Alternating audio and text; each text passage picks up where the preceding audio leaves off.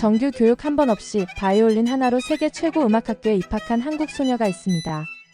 그녀의 연주는 클래식의 본고장마저 울렸습니다. 가난한 이민자 소녀가 편견을 깨고 세계 무대를 뒤흔든 그 기적 같은 이야기를 전해드립니다. 안녕하세요. 저는 17살 윤세진입니다. 아버지를 여의고 어머니와 단둘이 이곳에 정착하게 됐죠. 시드니 외곽의 웨스트필드 고등학교에 전학 온 지 이제 막 일주일이 되었습니다. 한 달 전까지만 해도 서울에 익숙한 학교에서 친구들과 웃고 떠들던 평범한 소녀였죠. 하지만 지금 저는 매일 아침 긴장된 가슴을 안고 낯선 학교로 향합니다. 어머니와 단둘이 이곳 호주로 이민 온 후 세상은 갑자기 너무 커지고 저는 한없이 작아진 기분이에요. 그러던 어느 날 학교를 둘러보다 음악실을 발견했습니다. 텅 빈 교실 창문을 통해 들어오는 오후의 햇살, 그리고 교실 한쪽에 놓인 낡은 피아노. 말로는 표현할 수 없던 그 며칠간의 외로움과 그리움이 가슴을 조여왔어요. 문득 집에서 가져온 바이올린이 생각났습니다. 어머니는 제가 정착에 도움이 될 거라며 짐 속에 넣어주셨죠.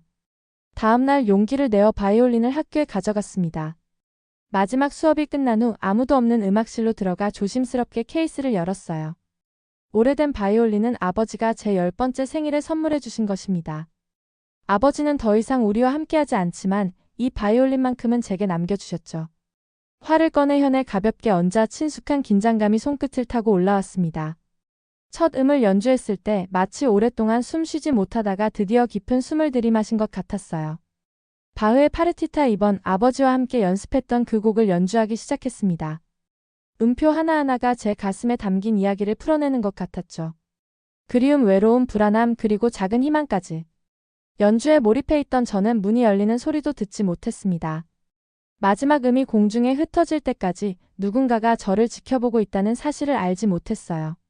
화를 내리고 고개를 들었을 때 음악 선생님이 문가에 서 있는 것을 발견했습니다. 윌슨 선생님은 놀란 표정으로 저를 바라보고 있었죠. 너 정식 교육 받았니? 선생님의 질문에 놀라 고개만 끄덕였습니다. 서울에서 7년간 바이올린을 배웠다는 말을 어떻게 전해야 할지 몰랐어요. 말 대신 다시 바이올린을 들어올렸습니다. 이번에는 비발디의 사계 중 봄을 연주했죠. 제 손가락이 현위를 빠르게 움직이는 동안 윌슨 선생님의 표정이 차츰 놀라움에서 감동으로 바뀌어 가는 것을 느낄 수 있었습니다. 연주를 마치자 선생님은 천천히 다가와 제 어깨에 손을 얹었습니다. 그리고 제가 이해할 수 있을 만큼 천천히 또렷하게 말씀하셨어요. 세진, 내 연주는 정말 아름다워. 학교 오케스트라에 들어오지 않을래? 그 순간 처음으로 호주에서의 삶에 작은 빛이 비쳤습니다. 제가 영어를 완벽하게 구사하지 못해도 바이올린을 통해 제 마음을 전할 수 있다는 사실이 기뻤어요. 음악은 말이 필요 없는 언어였습니다.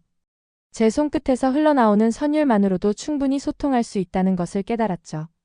윌슨 선생님은 제게 오케스트라 연습 일정이 적힌 종이를 건네주었습니다. 처음으로 누군가에게 감사합니다 라는 말을 또렷하게 전할 수 있었어요. 그날 집으로 돌아가는 발걸음은 이전과 달리 가벼웠습니다. 바이올린 케이스를 든 손에도 힘이 느껴졌죠. 어머니는 제가 학교 오케스트라에 초대받았다는 소식에 눈물을 보이셨습니다. 아마도 이국 땅에서 딸이 겪을 외로움과 어려움을 늘 걱정하셨을 거예요. 그날 밤 오랜만에 편안한 마음으로 잠자리에 들었습니다. 내일부터는 조금 달라질 것이라는 기대감으로 가슴이 설렜죠. 언어는 아직 서툴지만 음악만큼은 제 목소리가 될 수 있다는 사실이 위로가 되었습니다. 이제 바이올린을 통해 새로운 친구들을 만나고 이곳에서의 삶을 조금씩 쌓아갈 수 있을 것 같았어요. 처음으로 호주에서의 내일이 기다려졌습니다. 학교 오케스트라에 합류한 지 2달이 지났습니다. 영어는 여전히 서툴렀지만 바이올린을 통해 새로운 친구들과 소통하며 조금씩 호주 생활에 적응해가고 있었죠. 그러던 어느 날 윌슨 선생님이 제게 뉴사우스웨일스 청소년 음악 콩쿠르를 소개해 주셨습니다. 시드니 전역의 고등학생들이 참가하는 큰 대회였어요. 세진, 너의 실력이라면 충분히 도전해 볼 만해. 윌슨 선생님의 확신에 찬 목소리에도 저는 망설였습니다. 한국에서도 큰 대회에 나가본 적이 없었고 더구나 이곳은 낯선 호주였으니까요. 하지만 선생님은 포기하지 않고 저를 설득했죠. 결국 용기를 내어 참가 신청서를 제출했습니다. 예선곡으로는 맨델스존 바이올린 협주곡 2단조를 선택했어요. 아버지와 마지막으로 함께 연습했던 곡이었습니다. 콩쿠르 준비 기간은 정신없이 흘러갔습니다. 수업이 끝난 후에는 음악실에 남아 연습했고 주말에는 집에서 하루 종일 바이올린을 붙잡고 있었죠. 어머니는 걱정스러운 눈빛으로 저를 지켜보셨지만 제 열정을 응원해 주셨어요. 윌슨 선생님도 방과 후에 남아 제 연습을 도와주셨습니다. 하지만 큰 문제가 있었습니다. 제 바이올린의 상태가 너무 좋지 않았어요. 오래된 악기는 습도에 민감했고 호주의 건조한 기후는 악기에 좋지 않았습니다. 현이 자주 끊어지고 음색도 불안정했죠. 새 바이올린을 구입할 형편은 되지 않았기에 있는 악기로 최선을 다할 수밖에 없었습니다. 드디어 예선 당일이 왔습니다. 시드니 음악원의 작은 콘서트홀. 대기실은 참가자들로 붐볐어요. 모두 최신형 악기와 고급화를 들고 있었습니다. 저마다 화려한 테크닉을 뽐내며 연습하는 모습이 눈에 띄었죠. 그에 비해 제 낡은 바이올린은 너무나 초라해 보였습니다. 차례를 기다리는 동안 옆자리의 참가자들이 제 바이올린을 힐끔거리며 수군거리는 소리가 들렸습니다. 영어는 잘 알아듣지 못했지만 그들의 표정에서 무시하는 기색이 역력했어요. 가슴이 조여들었습니다. 어쩌면 이곳에 오지 말았어야 했을까? 한국에서도 이렇게 초라한 악기로 무대에 선 적은 없었는데 하필 이국 땅에서 창피를 당하게 될까봐 두려웠습니다. 35번 참가자 이세진. 제 이름이 불렸습니다. 떨리는 다리로 무대에 올랐어요. 밝은 조명 아래 서니 심장이 터질 듯 뛰었습니다. 첫 줄에 앉아있는 심사위원 5명의 날카로운 시선이 느껴졌죠. 특히 가운데 앉은 백발의 여성 심사위원은 제 낡은 바이올린을 보고 미간을 찌푸렸습니다. 심호흡을 하고 바이올린을 턱에 고정했습니다. 그리고 활을 들어 올렸어요. 첫 음을 내는 순간 모든 불안과 두려움이 사라졌습니다. 이제 저와 음악만 존재했죠. 맨델스존의 선율이 흐르기 시작했습니다. 투명하게 그리고 진심을 담아 연주했어요. 바이올린은 낡았지만 제 감정만큼은 진실했습니다. 한국에서의 추억, 아버지와의 이별, 호주에서의 외로움과 새로운 희망까지. 모든 이야기를 음표에 실어보냈죠. 테크닉보다는 감성에, 화려함보다는 진심에 집중했습니다. 연주의 정점에 도달했을 때 홀 안에는 묘한 긴장감이 감돌았습니다. 다른 참가자들의 연주 때와는 달리 모든 심사위원들이 고개를 들고 저를 주시하고 있었어요. 특히 백발의 여성 심사위원은 무언가 메모를 하며 이따금 고개를 끄덕였습니다. 마지막 음이 홀 안에 울려 퍼지고 사라졌습니다. 잠시 정적이 흘렀어요. 그리고 갑자기 백발의 심사위원이 먼저 박수를 치기 시작했습니다. 이어서 다른 심사위원들과 객석의 사람들도 박수를 보냈죠. 평소보다 길게 이어지는 박수 소리에 어리둥절했지만 깊이 고개를 숙여 인사했습니다. 무대를 내려오는 순간 백발의 심사위원이 다가왔습니다. 그녀는 마거린 맥케이 교수, 시드니 음악원의 현악과 교수라고 자신을 소개했어요. 맥케이 교수는 제 손을 꼭 잡고 말했습니다. 너의 연주는 매우 특별했어. 기교만 중요한 게 아니야. 진심이 담긴 음악은 언어를 초월해 사람들의 마음을 움직이지. 그날 오후 예선 결과가 발표되었습니다. 놀랍게도 제 이름이 결선 진출자 명단에 있었어요. 게다가 심사위원 특별상까지 받았습니다. 낡은 바이올린을 들고 무대에 섰던 무명의 한국 소녀가 인정받는 순간이었죠. 윌슨 선생님은 기쁨의 눈물을 감추지 못했습니다. 어머니에게 전화로 소식을 전했을 때 어머니도 흐느끼며 축하해 주셨어요. 처음으로 이 낯선 나라에서 제 자리를 찾은 것 같은 느낌이 들었습니다. 결선이 끝난 후 맥케이 교수는 저를 따로 불러 이야기를 나누자고 제안했습니다. 무슨 이야기를 하고 싶으신지 궁금했지만 그날의 기쁨과 설렘으로 잠을 이루지 못했습니다. 이렇게 갑작스러운 인정과 관심을 받게 될 줄은 상상도 못했죠. 한국을 떠나올 때만 해도 이런 날이 올 거라고는 생각하지 못했습니다. 콩쿠르 이후 얼마 지나지 않아 마거릿 교수님으로부터 한 통의 연락을 받았습니다. 시드니 음악영재 아카데미의 특별반에 저를 추천하고 싶다는 말씀이었죠. 처음엔 믿기지 않았습니다. 그런 곳은 제가 감히 들어갈 수 있는 자리가 아니라고 생각했기 때문입니다. 하지만 교수님의 확신에 가까운 권유에 마음을 열기로 했습니다. 입학 테스트는 생각보다 간단했고 교수님의 강력한 추천 덕분에 저는 특별반 수업에 참여하게 됐습니다. 아카데미는 시드니 중심가의 고풍스러운 건물 안에 있었습니다. 연습실 벽에는 유명 음악가들의 사진이 걸려 있었고 복도마다 고급스러운 피아노 소리가 흘러나왔죠. 첫 수업 날 저는 문득 숨이 막히는 느낌을 받았습니다. 교실 안에는 이미 완성형에 가까운 학생들이 자리하고 있었기 때문입니다. 대부분은 백인 상류층 가정 출신으로 보였고 손에 들린 악기들은 저의 낡은 바이올린과는 비교조차 되지 않았습니다. 반짝이는 새 악기, 고급 케이스, 세련된 복장. 그 속에 저는 어쩐지 이질적인 존재처럼 느껴졌습니다. 첫 수업이 시작되고 한 명씩 자신을 소개하며 짧은 연주를 들려주는 시간이 있었습니다. 저는 제 차례가 오기를 기다리며 조용히 숨을 골랐습니다. 그들의 연주는 분명 훌륭했지만 어디선가 익숙한 느낌이 들었습니다. 완벽하지만 정형화된 연주. 반면 저는 실수도 있었고 음정도 흔들렸지만 연주 속에 담긴 감정은 그 어떤 말보다 진심이었습니다. 하지만 그건 제 생각일 뿐이었습니다. 연주를 마치자마자 몇몇 학생들의 시선이 느껴졌습니다. 호기심이라기보단 경계에 가까운 눈빛이었죠. 수업이 끝나고 연습실을 배정받는 날, 저는 이상한 느낌을 받았습니다. 다른 학생들은 자연광이 드는 넓은 공간에 배치됐지만 제게 주어진 연습실은 복도 끝 창문도 없는 좁은 방이었습니다.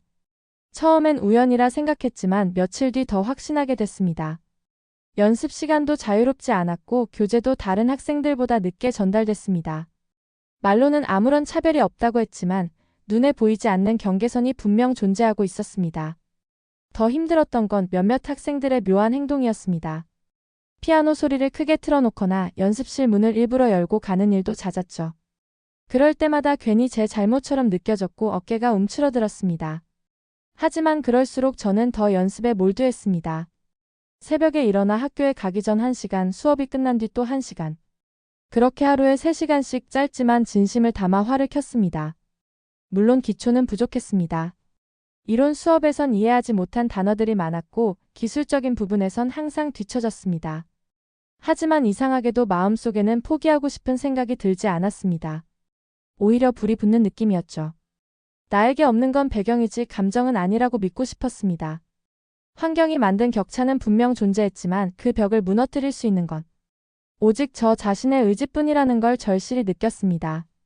그래서 저는 오늘도 낡은 바이올린을 들고 연습실로 향했습니다. 빛은 없지만 그 안에서 울려 퍼지는 소리만큼은 누구보다 뜨겁다고 믿었으니까요. 아카데미 생활 3주째 이론 수업이 끝난 후 도서관에서 공부하고 있었습니다. 영어로 된 음악 용어들을 익히느라 머리가 지끈거렸죠. 그때 누군가 조심스럽게 다가와 말을 걸었습니다. 처음 보는 동양계 남학생이었어요.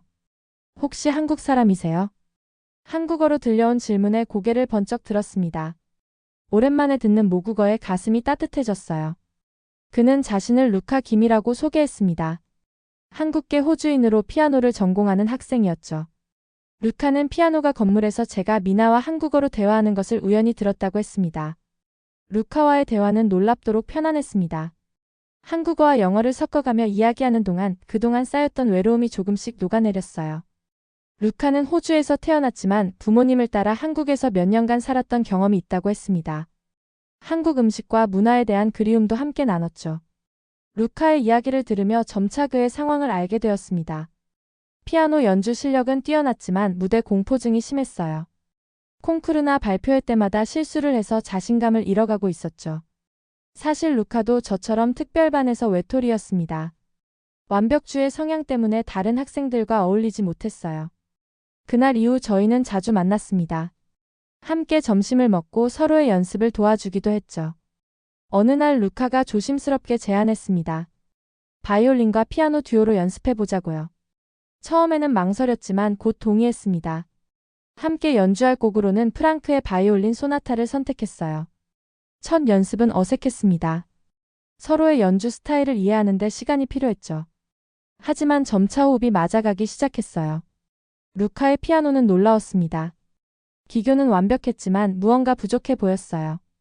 감정을 온전히 표현하지 못하는 듯 했습니다. 루카, 음표만 연주하지 말고 느낌을 담아봐. 제 조언에 루카는 잠시 생각에 잠겼습니다. 그러더니 다시 피아노에 앉아 연주를 시작했어요. 이번에는 달랐습니다. 마치 피아노가 이야기를 들려주는 것 같았죠. 루카의 눈에서 반짝임을 발견했습니다. 오랜만에 느끼는 음악의 즐거움이었을까요? 그날부터 저희는 매일 밤 연습실에서 만났습니다. 함께 연주하는 시간이 늘어날수록 서로에 대한 이해도 깊어졌어요. 루카는 피아노 테크닉을 제게 가르쳐 주었고 저는 감정을 음악에 담는 방법을 루카에게 알려주었습니다. 완벽한 조화는 아니었지만 그 과정이 즐거웠어요. 어느 밤 연습을 마치고 기숙사로 돌아가던 중 이상한 소리가 들렸습니다. 본관 음악실에서 흘러나오는 비올라 연주였어요. 밤 11시가 넘은 시간 누가 연주하고 있는 걸까요? 호기심에 이끌려 소리를 따라갔습니다. 복도 끝 음악실 살짝 열린 문 틈으로 어둠 속에서 연주하는 사람의 실루엣이 보였어요. 바흐의 무반주 첼로 모음곡을 비올라로 연주하고 있었습니다. 기교는 완벽했고 감정 표현도 놀라웠어요. 누구일까? 더 가까이 다가가려는 순간 실수로 발을 헛디뎌 소리가 났습니다. 연주가 갑자기 멈췄고 음악실 불이 꺼졌어요. 황급히 달아나는 발소리가 들렸습니다. 다음날 루카에게 그 신비로운 비올라 연주자에 대해 이야기했습니다. 루카도 몇 번 들어본 적이 있다고 했어요. 학생들 사이에서는 일종의 도시 전설처럼 퍼져 있었죠. 밤의 연주자라고 불리는 이 신비로운 인물의 정체는 아무도 모른다고 했습니다. 호기심이 가득했습니다. 누구일까? 왜 숨어서 연주하는 걸까? 왜 비올라일까? 질문들이 머릿속을 맴돌았어요. 루카와 함께 그 연주자의 정체를 알아보기로 했습니다. 다음 날부터 번갈아가며 밤에 본관을 감시하기로 했죠. 그 사이 듀오 연습은 계속되었습니다. 루카의 연주는 날이 갈수록 감정이 풍부해졌어요. 저 역시 루카의 도움으로 테크닉이 향상되었습니다. 서로에게 없는 것을 채워주는 관계였죠. 아카데미 생활은 여전히 힘들었지만 루카와 함께하는 시간만큼은 행복했습니다. 일주일간의 감시에도 비올라 연주자의 정체는 밝혀지지 않았습니다. 마치 저희의 계획을 알고 있는 듯 연주 소리가 들리지 않았어요. 포기하려던 찰나 새로운 소식을 들었습니다. 아카데미에서 최고의 학생들만 참여하는 영재 쇼케이스가 한 달 후에 열린다는 내용이었죠. 루카는 긴장한 표정으로 말했습니다. 듀오로 참가해보면 어떨까? 그 제안에 심장이 빠르게 뛰었습니다. 큰 도전이었지만 루카와 함께라면 해볼 수 있을 것 같았어요. 그리고 어쩌면 그 무대에서 밤의 연주자의 정체도 볼 수 있지 않을까 하는 작은 희망이 피어올랐습니다. 콩쿠르 본선을 하루 앞둔 날이었습니다. 학교 연습실에 도착하자마자 제 발걸음은 멈춰섰습니다. 케이스 안에 있어야 할 바이올린이 낯설게 보였기 때문이죠. 서둘러 열어본 순간 저는 그대로 얼어붙고 말았습니다. 브릿지는 부러져 있었고 활은 완전히 찢겨나가 있었습니다. 현도 엉망으로 끊겨 있었고 바이올린 바디에는 깊은 흠집이 선명하게 남아 있었습니다. 이건 단순한 사고가 아니었습니다. 누군가 고의로 철저히 망가뜨린 흔적이었죠. 저는 아무 말도 할 수 없었습니다. 그저 멍하니 악기를 들여다본 채 손이 떨리는 걸 느꼈습니다. 마음이 찢어질 것 같았어요. 이 악기는 단순한 악기가 아니었으니까요. 아버지가 남긴 마지막 유산이자 제게 있어선 가족과도 같았던 존재였습니다. 그리고 그걸 누군가가 짓밟아버린 겁니다. 숨이 제대로 쉬어지지 않았습니다. 두 손으로 악기를 꼭 끌어안은 채 음악실 구석에 앉아 한참을 그렇게 있었습니다. 그날 저녁 루카가 허겁지겁 제게 달려왔습니다. 복도 한쪽에서 들은 이야기를 전해주었죠. 익숙한 학생들의 목소리였습니다. 이민자 주제에 우리 무대를 뺏으려 한다는 너무도 노골적인 말들이었습니다. 그제야 모든 조각이 맞춰졌습니다. 악기를 망가뜨린 것도 연습실에서의 그 시선들도 모두 우연이 아니었던 거죠. 분노보다 더 큰 감정은 허탈감이었습니다. 나는 아무것도 빼앗은 게 없는데 존재만으로 불편함을 주고 있었던 걸까요? 그날 밤 루카는 조용히 음악실을 떠났습니다. 몇 시간 뒤 돌아온 루카의 손에는 바이올린이 들려 있었습니다.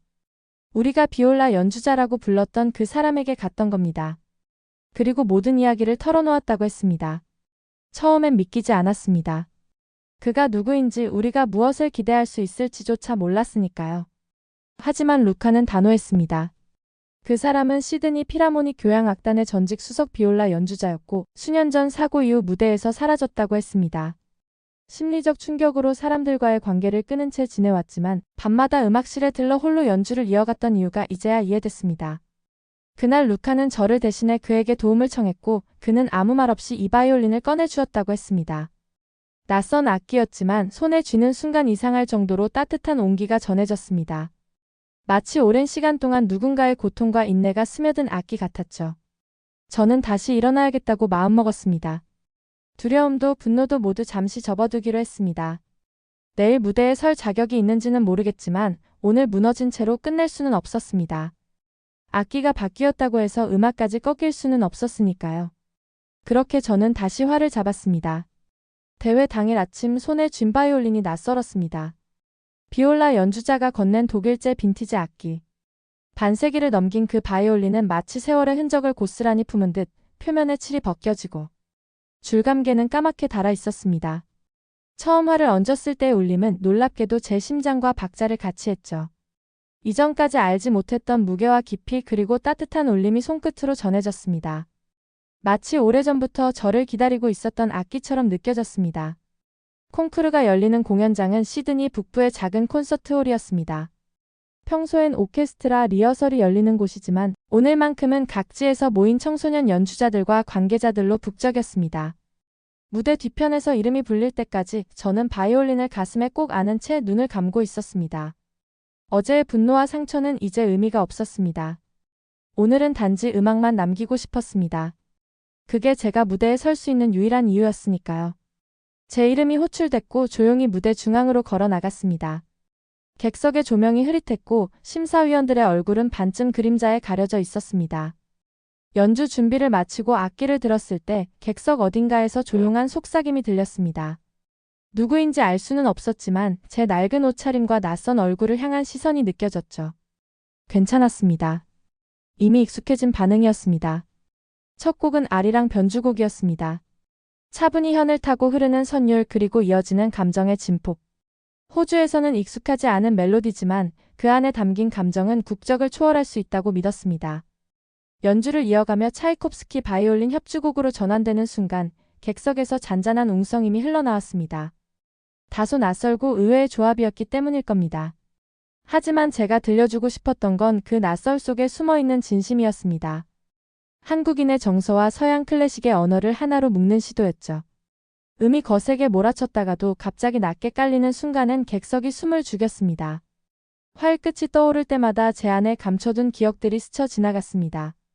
아버지의 미소, 어머니의 손, 루카의 눈빛, 그리고 무너진 바이올린을 껴안고 울던 어젯밤까지. 모든 것이 음악이 되어 무대를 채워나갔습니다. 연주가 끝났을 땐 손끝이 얼어붙은 것처럼 떨렸습니다. 고개를 들었을 때 객석은 정적에 잠겨 있었습니다. 단 한 사람도 움직이지 않았고 박수도 들리지 않았습니다. 그런데 그 침묵이 이상하게 따뜻하게 느껴졌습니다. 그리고 얼마 지나지 않아 한 사람이 자리에서 일어났습니다. 이어지는 박수. 그리고 또 다른 사람. 결국 공연장은 전원이 기립한 채 길고도 묵직한 박수를 보내기 시작했습니다. 그날 저녁 호주 현지 음악 매체에 기사가 실렸습니다. 한국 소녀 무대 위에서 울림을 만들다. 기사에는 한국적 감성과 서양 클래식의 만남이 얼마나 아름다웠는지에 대한 평이 실려 있었고 일부 심사위원은 제 연주를 두고 잊을 수 없는 감정의 파도라고 표현했습니다. 그렇게 저는 낡은 악기와 말도 통하지 않는 이방인의 몸으로 누군가의 마음을 움직일 수 있다는 걸 처음으로 깨달았습니다. 연주가 끝난 뒤에도 손끝의 떨림은 멈추지 않았습니다. 객석에서 터져나온 기립박수는 꿈처럼 느껴졌고 무대를 내려와 백스테이지로 들어왔을 때까지도 실감이 나지 않았죠. 하지만 감동의 여운은 오래가지 않았습니다. 다음날 아침 학교 로비 게시판에 붙은 익명의 유인물이 모든 걸 바꿔놓았습니다. 종이에 적힌 문장은 짧고 선명했습니다. 정식 교육도 받지 않은 학생이 어떻게 이 무대에 섰을까? 진짜 실력인가 아니면 동정인가? 처음엔 믿기지 않았습니다. 익명의 비난은 곧 제 과거를 향한 공격으로 바뀌었고 입소문은 빠르게 퍼져나갔습니다. 어떤 학생은 의도적으로 제 옆을 피했고 또 어떤 이는 연습실 앞에서 속삭였습니다. 정식 레슨도 못 받은 애가 여기에 끼는 게 말이 돼? 제 가슴은 조용히 그러나 천천히 무너져 내렸습니다. 다시는 연주하고 싶지 않다는 생각까지 들 정도였죠. 그런데 그 무렵 예상치 못한 일이 벌어졌습니다. 콩쿠르 연주 영상이 누군가의 손에 의해 온라인에 업로드되었고 그것이 순식간에 퍼지기 시작한 겁니다. 처음엔 단순한 조회수 몇 천 단위에 불과했지만 하루 이틀 사이 댓글 수가 폭발적으로 늘었습니다.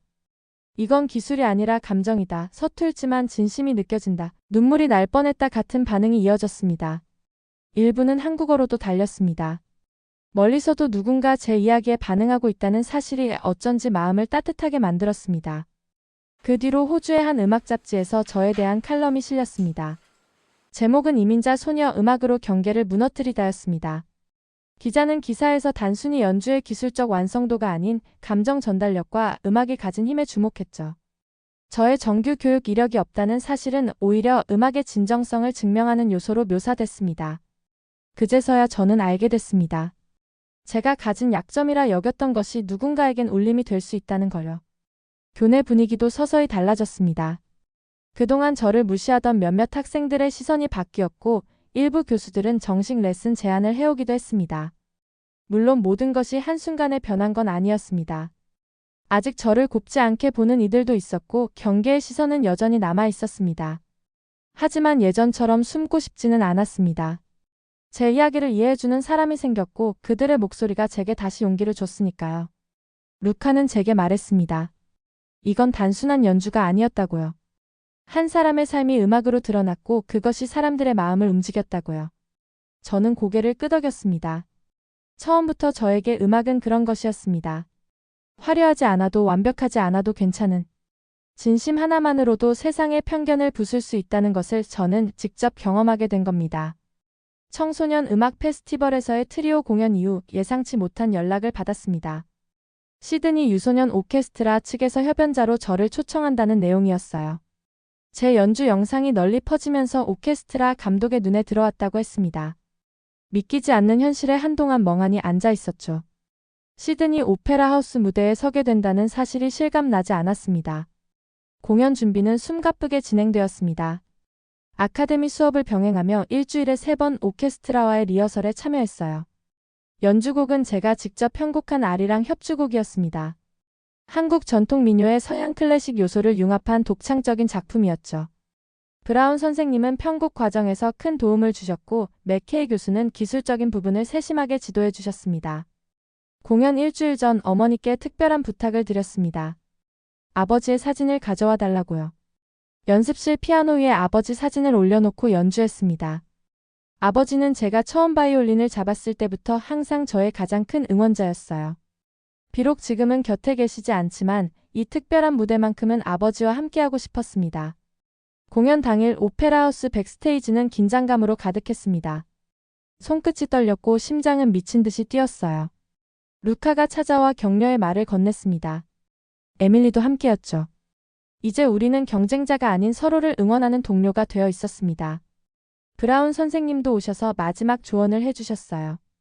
기술적인 완벽함보다 내 이야기를 담아내는 것이 중요하다고 말씀하셨죠. 드레스 리허설을 마치고 잠시 휴식 시간, 무대 뒤편에서 바다가 보이는 창가에 서서 깊은 숨을 들이마셨습니다. 시드니의 푸른 하늘과 반짝이는 바다가 눈앞에 펼쳐졌어요. 한국을 떠나 호주에 온 지 불과 몇 개월. 그 짧은 시간 동안 저는 얼마나 많은 것을 경험했는지 모릅니다. 외로움, 좌절, 반감, 그리고 극복과 성장까지. 모든 순간이 오늘의 저를 만들었다는 생각이 들었습니다. 마침내 무대에 오를 시간. 검은색 드레스를 입고 무대 위에 섰을 때 객석을 가득 채운 관객들의 존재가 압도적으로 다가왔어요. 첫 줄에는 어머니가 앉아 계셨습니다. 처음으로 어머니께서 제 연주를 보러 오셨죠. 옆자리에는 루카와 미나 그리고 놀랍게도 브라운 선생님까지. 멀리 맨 뒷줄에는 에밀리의 모습도 보였습니다. 지휘자의 신호와 함께 오케스트라가 서주를 연주하기 시작했습니다. 제 차례가 다가오자 다시 한번 깊게 숨을 들이마셨어요. 활을 들어올려 첫 음을 연주하는 순간 세상의 모든 소리가 멀어지는 듯 했습니다. 오직 제 바이올린과 오케스트라의 선율만이 공간을 채웠죠. 아리랑의 선율이 흐르기 시작했습니다. 가장 한국적인 정서를 담은 이 곡에 저는 제 모든 이야기를 담아냈어요. 한국에서의 어린 시절, 아버지와 함께했던 순간들, 호주로 이민 온 후의 외로움과 방황, 그리고 마침내 자신의 정체성을 찾아가는 여정까지. 활이 현을 가로지를 때마다 제 감정이 음표를 타고 객석으로 흘러갔습니다. 협주곡의 중간 부분 바이올린의 독주 카덴차가 시작되었습니다. 가장 기교적인 부분이지만 동시에 제 마음을 온전히 표현할 수 있는 구간이기도 했죠. 눈을 감고 연주에 몰입했습니다. 그 순간 이상하게도 아버지의 미소가 선명하게 떠올랐어요. 내가 처음 바이올린을 잡았을 때 보여주셨던 그 자랑스러운 눈빛. 눈물이 차올랐지만 손은 정확하게 움직였습니다. 아리랑의 애수 어린 선율이 점점 고조되다가 마지막에는 희망찬 변주로 바뀌었습니다. 제가 특별히 작곡한 부분이었어요. 슬픔과 그리움을 넘어 새로운 시작을 향한 용기와 희망을 담았죠. 마지막 음이 호란에 울려 퍼지고 여운으로 남았습니다. 잠시 침묵이 흘렀고 이어서 객석에서 기립박수가 터져 나왔습니다. 한 명, 두 명, 그리고 이내 모든 관객이 자리에서 일어나 박수를 보냈어요.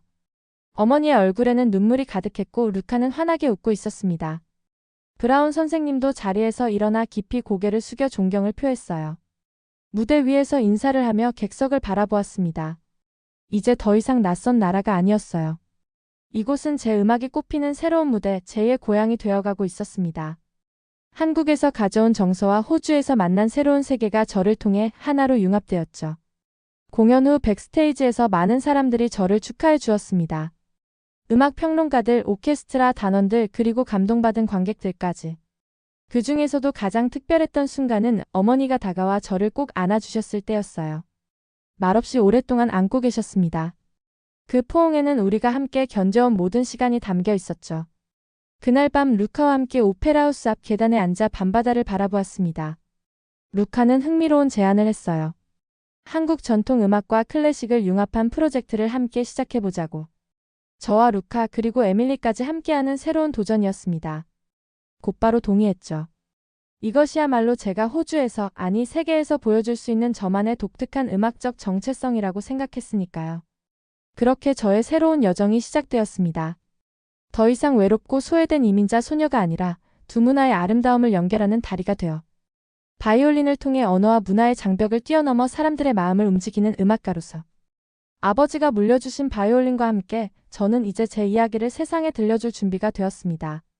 시드니의 밤하늘의 별들이 빛나는 가운데 루카와 함께 프로젝트 계획을 세우며 가슴이 설렜습니다.